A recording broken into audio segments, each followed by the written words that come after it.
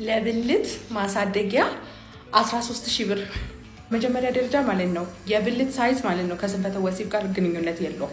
የማያድግ ብልት መከራችሁን አትዩ ማለት ነው። ከ16 ዓመት በላይ ከሆናችሁ ምንም ማስተካከል አይቻልም። ስለዚህ አንደኛ በሴንቲሜትር ለማታውቁት ለኩት ባይ ነኝ። ከቆመ በኋላ ለኩት ግምት ትችላላችሁ ማለት ነው።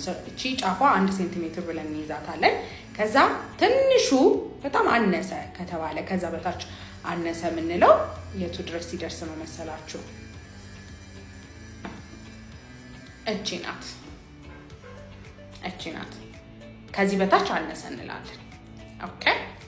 ከዛስ እቺ 10 ሴንቲሜትር ናት ማለት ነው። ኦኬ። ከዚህ ከጫፉ ጋር አንድ ላይ 10 ሴንቲሜትር ይሆናል። ከዚህ በታች ካላነሰ ኖርማል ነው የብልት መጠናችሁ። ኦኬ። 10 ሴንቲሜትር የምንለው እሱ ነው። ከዛ በኋላ 13 ሴንቲሜትር የምንለው ደግሞ እዚህ ጋር ነው።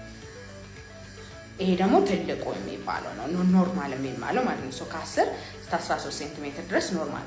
ማይክሮፒነስ የምንለው 7 ሴንቲሜትር ነው። 7 ሴንቲሜትር ማለት ማይክሮፒነስ እዚህ ጋር ከዚህ በላይ እቺ ናት ማለት ነው። ዞሮ ግን እዚህ ጋርም ሆነ የብልት መጠን ማስተካከያ መድኃኒት የለም፣ ሰፕሊመንት የለም፣ ባህላዊ ሐኪም የለም። እየዋሻችሁ ነው። ብልት ሳይዙ አይደለም በትክክል ይሰራል ወይ ነው።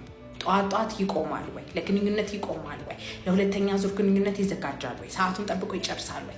ያንን ነገር ነው ማረጋገጥ ያለባችሁ።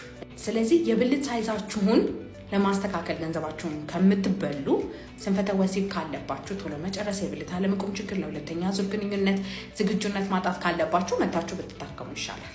ባዮ ላይ ባስቀመጥኩት ስልክ ቁጥር ደውላችሁ ቀጠሮ ማስያዝ ትችላላችሁ።